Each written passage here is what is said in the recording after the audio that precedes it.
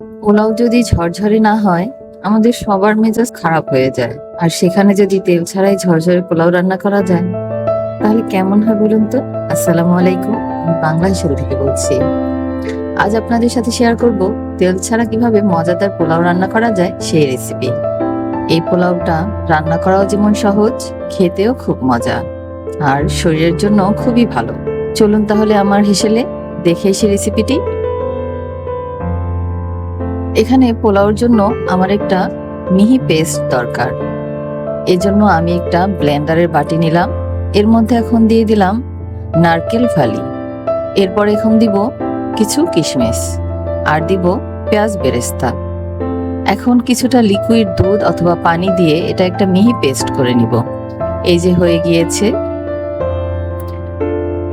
এবার আমার দরকার পোলাওয়ের মেইন উপকরণ চাল। এখানে আমি প্রায় 3 কাপ চাল নিয়েছি, অর্থাৎ এই বাটিটির 1 বাটি। আর এখানে আমাদের খেয়াল রাখতে হবে, আমরা যতটুকু চাল নিব তার দ্বিগুণ দিব পানি। চালটা 1 ঘন্টা আগে আমি ধুয়ে একটা ছাঁকনিতে রেখে দিয়েছি, এতে করে পোলাওটা বেশ ঝরঝরে হয়। এবার যে পাত্রে রান্না করব সেই পাত্রে আমি 2 বাটি দিলাম পানি।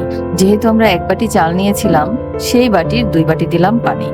এর মধ্যে দিলাম 2 টুকরো দারচিনি, 5টা দিলাম এলাচ, কিছু কিশমিশ, পরিমাণ মতো লবণ, 1 চা চামচ দিলাম চিনি। এবার দিয়ে দিব সেই আগে থেকে তৈরি করে রাখা পেস্ট। একটু ভালোভাবে মিশিয়ে নিয়ে এর মধ্যে দিয়ে দিলাম 1.5 চা চামচ আদা বাটা। এবার ফুটে ওঠা পর্যন্ত অপেক্ষা করব।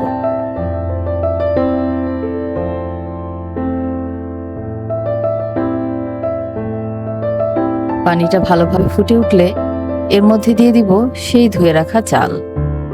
আবারও ভালোভাবে নেড়েচেড়ে দিতে হবে।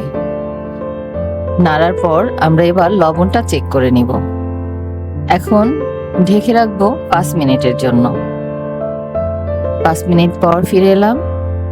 চালগুলো এবার উল্টে দিব। উল্টে দিয়ে একটা মোটা তাওয়ায় দমে দিব 5 থেকে 7 মিনিটের জন্য।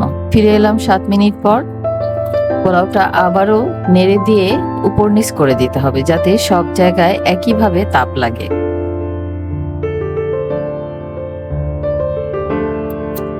এবার স্বাদ বাড়ানোর জন্য দিব কিছুটা ঘি, আর দিব পেঁয়াজ বেরেস্তা। তাহলেই আমার তৈরি হয়ে যাবে তেল ছাড়া পোলাও।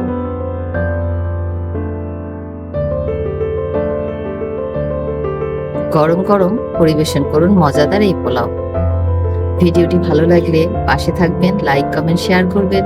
আজ এ পর্যন্ত। আল্লাহ হাফেজ। আসসালামু আলাইকুম।